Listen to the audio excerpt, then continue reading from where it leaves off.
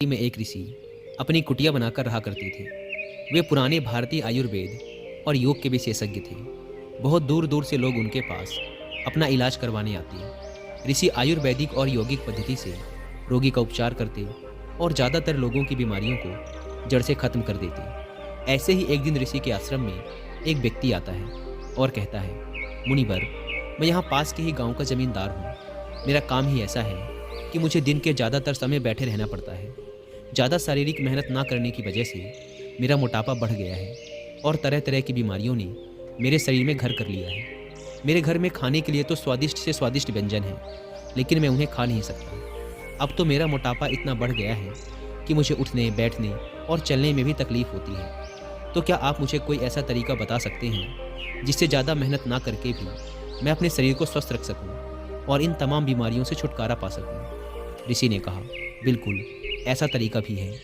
इसके लिए तुम्हें सबसे पहले अपने शरीर में जमी गंदगी को बाहर निकालना होगा। जैसे ही तुम्हारे शरीर में जमी गंदगी बाहर निकलेगी और तुम्हारा शरीर अंदर से साफ होगा, तो तुम्हारा वजन अपने आप कम होना शुरू हो जाएगा, त्वचा साफ हो जाएगी और तुम खुद को पहले से बहुत ज़्यादा ऊर्जावान महसूस करोगे। सबसे पहले तो तुम ये समझो कि जब हम कुछ खाते हैं तो उसका हमारे शरीर के अंदर जाकर होता क्या है।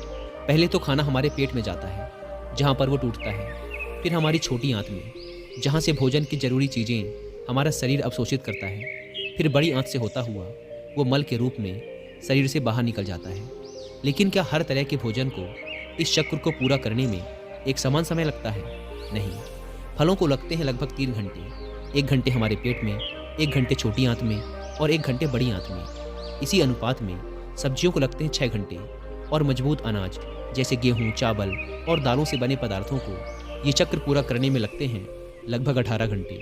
यानी कि जिस भोजन में जितना कम पानी होता है, उस भोजन को शरीर से निकलने में उतना ही ज़्यादा समय लगता है। जमींदार ने कहा, मुनिवर, जैसा कि आपने कहा कि अन्न को पूरी तरह से पचाकर शरीर से बाहर निकालने में 18 घंटे का समय लगता है, लेकिन मैं तो दिन में 3-3, 4-4 बार अन्न खाता हूँ। ऋषि ने कहा, यही तो तुम गलती कर रहे हो।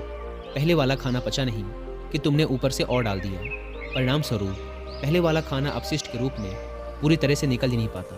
वह अंदर ही अंदर सड़ता रहता है और फंगस व कीड़े पैदा करता है। ऋषि ने जमींदार की तरफ देखते हुए कहा, तुमने लोगों के पेट में कीड़े पड़ने वाली बातें सुनी होंगी। आखिर वो कीड़े आते कहाँ से हैं? वो कीड़े इसी अधपचे, अंदर सड़ रहे खाने से पैदा होते हैं, जो कि हमारी आंतों में चिपका रहता है।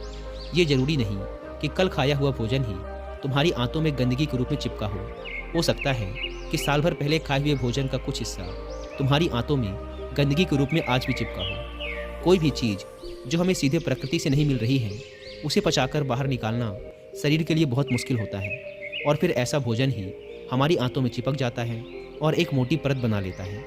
देखो, हम जो भी खाते हैं उसे पचाकर हमारी आंतों की दीवार द्वारा अवशोषित कर लिया जाता है और फिर हमारे रक्त में भेज दिया जाता है। लेकिन अगर हमारी आंतों की दीवार में गंदगी जमा है, तो फिर भोजन के रस के साथ वो गंदगी भी अवशोषित हो जाती है और हमारे रक्त में मिल जाती है और फिर रक्त के द्वारा हमारे शरीर के सभी अंगों तक पहुंचकर उनके काम में बाधा उत्पन्न करती है और इसी बाधा को हम अलग अलग बीमारी का नाम दे देते हैं। अगर ये गंदगी हमारी त्वचा की परतों के बीच इकट्ठा हो जाती है, तो हम कहते हैं कि मुहासे या चर्म रोग हो गया।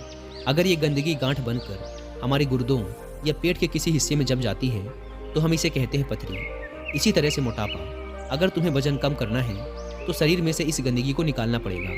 अगर ये गंदगी हमारी आंतों में बहुत ही मोटी परत बना लेती है, तो हम इसे कहते हैं कब्ज, और कब्ज सभी बीमारियों की जड़ है। इसी प्रकार अगर ये गंदगी हमारी श्वास नली में जम जाती है, तो हम इसे कहते हैं अस्थमा। तो असल में कहने का अर्थ ये है कि ये गंदगी ही हमारी सभी बीमारियों की जड़ है और हम अगर इस गंदगी को शरीर से बाहर निकाल दें, तो हम अपनी सभी बीमारियों से छुटकारा पा सकते हैं, क्योंकि जो शरीर अंदर से साफ है, उसमें कोई बीमारी हो ही नहीं सकती। ऋषि ने अपने शरीर की तरफ इशारा करते हुए कहा, हमारा ये शरीर इस प्रकृति की सबसे उत्तम बनावट और कीमती उपहार है। कुछ समय पश्चात हम इस शरीर को माँ प्रकृति को वापस लौटा देंगे। तो हम सबकी ये जिम्मेदारी है कि जब तक ये शरीर हमारे पास है, हम इसे साफ और स्वस्थ रखें और इसे वैसे ही वापस लौटाएं जैसा माँ प्रकृति ने हमें ये दिया था। वैसे दोस्तों, शरीर के ही साथ मन को भी स्वस्थ रखना उतना ही ज़रूरी है और इसके लिए मैं प्रेफर करता हूँ मेडिटेशन एंड बुक्स। लेकिन बुक्स को पढ़ने की बजाय मैं उन्हें सुनना पसंद करता हूँ।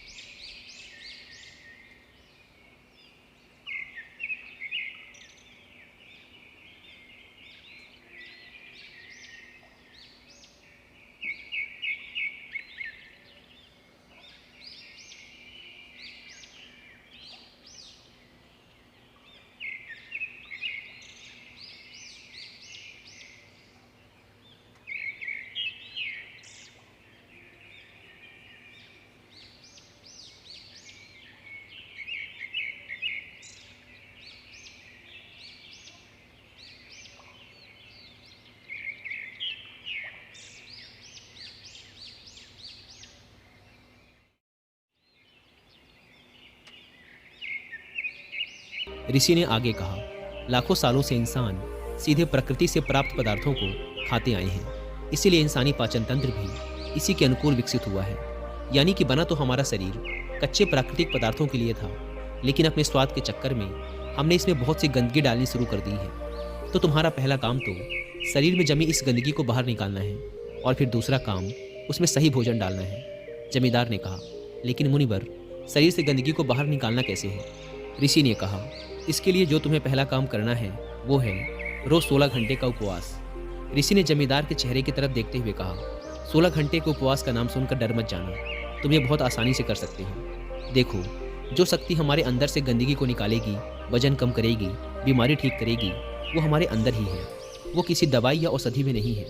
और उपवास करके हम उस शक्ति को उसका काम करने का समय देते हैं। देखो, जब किसी व्यक्ति की हड्डी टूटती है तो हम उसे बाहर से बांध देते हैं, उस हड्डी को एक जगह पर स्थिर रखने के लिए, उसे आराम देने के लिए। और कुछ दिनों बाद वो हड्डी अपने आप ही जुड़ जाती है। ऐसा तो नहीं था कि हमने उस हड्डी को जोड़ने के लिए उस पर कोई दवा लगाई थी।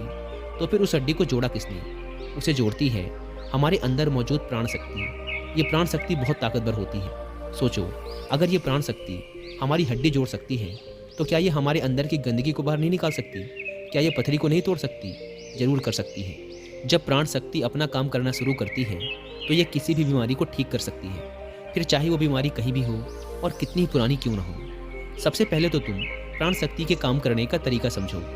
प्राण शक्ति एक समय में केवल एक ही काम को अच्छे तरीके से कर सकती है, या तो भोजन को पचाने का काम, या फिर शरीर की आंतरिक मरम्मत और इलाज का काम। लेकिन दुर्भाग्य से ज़्यादातर लोग हर समय खाते ही रहते हैं, और वो इस प्राण शक्ति को अपना दूसरा काम करने का समय ही नहीं देते। क्योंकि जैसे ही भोजन हमारे अंदर जाता है, प्राण शक्ति उस भोजन को पचाने के काम में लग जाती है। हमने सुबह नाश्ता किया, प्राण शक्ति उसे अच्छे से पचा नहीं पाती कि हमने दोपहर का खाना खा लिया, वो भी नहीं पचा, और हमने शाम को फिर कुछ खा लिया, वो भी नहीं पच पाया, और हमने रात का खाना खा लिया।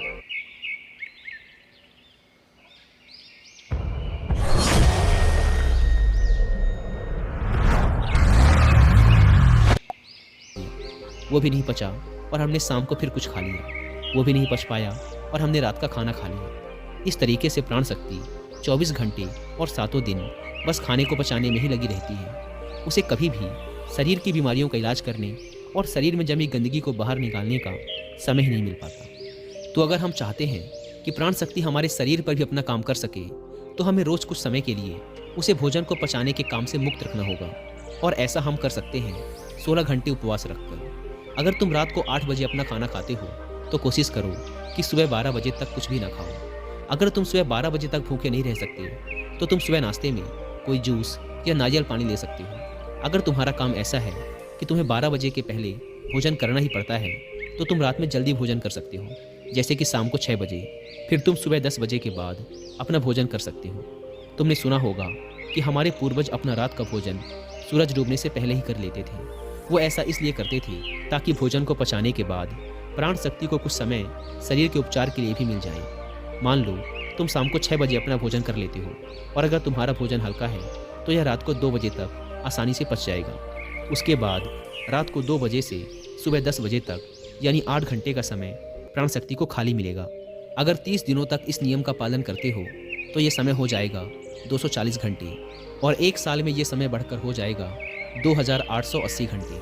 यानी 1 साल में प्राण शक्ति को 2880 घंटे का समय मिल जाएगा हमारे शरीर का उपचार व आंतरिक मरम्मत करने का। इस 2880 घंटे में प्राण शक्ति हमारी आंतों में जमा गंदगी को बाहर निकालेगी, पथरी को तोड़ेगी, रक्त को साफ करेगी और श्वसन नली में जमी गंदगी को बाहर निकालेगी।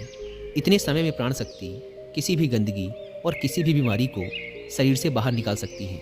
लेकिन आजकल लोगों को लगता है कि अगर वो उपवास करेंगे तो वो कमज़ोर पड़ जाएंगे, लेकिन ऐसा नहीं है। हजारों साल पहले हमारे पूर्वजों के पास भोजन की कोई निरंतरता नहीं होती थी। कई बार तो उन्हें कई दिनों तक भूखे ही रहना पड़ता था। तो यह इंसानी शरीर विकसित ही ऐसे हुआ है कि इसे समय समय पर उपवास करने की आदत है। अजीब बात तो ये है कि हम हर समय कुछ न कुछ खाते ही रहें। हमारे कुछ बुद्धिजीवी पूर्वज इस बात को समझते थे कि अगर किसी व्यक्ति को उपवास करने के लिए कहा जाएगा तो वो नहीं करेगा। इसीलिए उन्होंने उपवास को हमारे धर्मों और रीति रिवाजों से जोड़ दिया है, ताकि लोग समय समय पर उपवास करते रहें। उपवास के दौरान हमारी प्राण शक्ति शरीर के हर अंग की गहराई तक पहुंचकर वहाँ जमी गंदगी को मल, मूत्र, कफ और पसीने की मदद से शरीर के बाहर निकाल देती है। ऋषि ने जमींदार से कहा, एक बात का हमेशा ध्यान रखना कि रात का भोजन हमेशा हल्का होना चाहिए, और अगर तुम अभी से 16 घंटे का उपवास नहीं कर सकते तो तुम 14 घंटे से शुरुआत करो और इसे धीरे धीरे 16 घंटे तक ले जाओ। पहले तो ये तुम्हें मुश्किल लगेगा, फिर धीरे धीरे ये तुम्हारी आदत का हिस्सा बन जाएगा। ऋषि ने कहा, दूसरा तरीका जिससे तुम अपने शरीर की गंदगी बाहर निकाल सकते हो वो है शरीर की मालिश और पसीने के माध्यम से। जब हम कम से कम हफ्ते में 3 बार तेल से अपने शरीर की अच्छी तरह मालिश करते हैं तो इससे हमारे रक्त की गति तेज होती है और यह गतिशील रक्त अपने साथ नसों में जमी गंदगी को बहाकर गुर्दों तक ले जाता है, जहाँ से इस गंदगी को मल मूत्र के द्वारा शरीर के बाहर निकाल दिया जाता है। इसी प्रकार जब कोई व्यक्ति कड़ी मेहनत करता है तो उसके शरीर में जमी गंदगी और चर्बी पसीने के रूप में बाहर निकल जाती है। ऋषि ने आगे कहा, स्वस्थ रहने के लिए शरीर से गंदगी निकालकर उसमें सही भोजन डालने की जरूरत होती है। अब मैं तुम्हें भोजन के 3 नियमों के बारे में बताने जा रहा हूँ। पहला नियम, अपने भोजन में कम से कम 40 से 50% जीवित भोजन शामिल करो। फिर चाहे ये फल हों, हरी सब्जियाँ, सूखे मेवे या अंकुरित अनाज, कुल मिलाकर ये पका हुआ नहीं होना चाहिए। ज़्यादातर लोग मरा हुआ भोजन खाते हैं और फिर वो स्वस्थ रहने की उम्मीद करते हैं। मरा हुआ भोजन करने का अर्थ ये है कि हम एक मृत वस्तु से जीवन निकाल रहे हैं, तो ये पहले हमारे शरीर से ऊर्जा लेगा, फिर ये हमें ऊर्जा देता है। भोजन को पचाने के लिए सभी जरूरी पाचक रस सिर्फ शरीर में ही नहीं होते, ये उस भोजन में भी पाए जाते हैं। लेकिन जब हम भोजन को पकाते हैं तो उसमें से बहुत से जरूरी पाचक रस नष्ट हो जाते हैं, और जब हम बिना पाचक रस वाला भोजन खाते हैं तो हमारे शरीर को वो सभी पाचक रस फिर से बनाने पड़ते हैं जो नष्ट हो चुके हैं। लेकिन किसी भी व्यक्ति का पाचन तंत्र कितना ही अच्छा क्यों ना हो, वो उन सारे पाचक रसों को फिर से नहीं बना सकता जो नष्ट हो चुके हैं। वो बस कुछ हद तक उन्हें बना सकता है। दूसरा नियम, शुद्ध शाकाहारी भोजन खाएं, यानी ऐसा भोजन जो पेड़ों से आता है, ना कि जानवरों से। मांस, मछली या अंडा बिल्कुल ना खाएं। प्रकृति ने हमारे शरीर को जानवर खाने के लिए बनाया ही नहीं। तीसरा नियम, बासा या बहुत देर से रखा हुआ भोजन ना खाएं। भगवद गीता के 17वें अध्याय के 10वें श्लोक में भगवान श्री कृष्ण कहते हैं कि जो भोजन पका हो उसे पकने के 1 पहर यानी 3 घंटे के अंदर खा लेना चाहिए, क्योंकि 3 घंटे के बाद वो भोजन तामसिक हो जाता है, उसमें से प्राण जाने लगते हैं। इसीलिए भारतीय यौगिक संस्कृति में यदि पका हुआ भोजन 3 घंटे से अधिक देरी से रखा हुआ है तो उसे नहीं खाया जाता। हमारे पूर्वज भी इसी नियम का पालन करते थे, इसीलिए भोजन चूल्हे से सीधे उनके थाली में आता था। लेकिन आजकल ज़्यादातर लोग सुबह का भोजन शाम को और रात का बचा हुआ भोजन सुबह करते हैं और बहुत सी बीमारियों को निमंत्रण देते हैं। ऋषि ने जमींदार के चेहरे की तरफ देखते हुए कहा, अगर तुम इन नियमों का पालन करोगे तो तुम्हारी बीमारी भी ठीक हो जाएगी, तुम स्वस्थ रहोगे और कभी भी बीमार नहीं पड़ोगे। दोस्तों,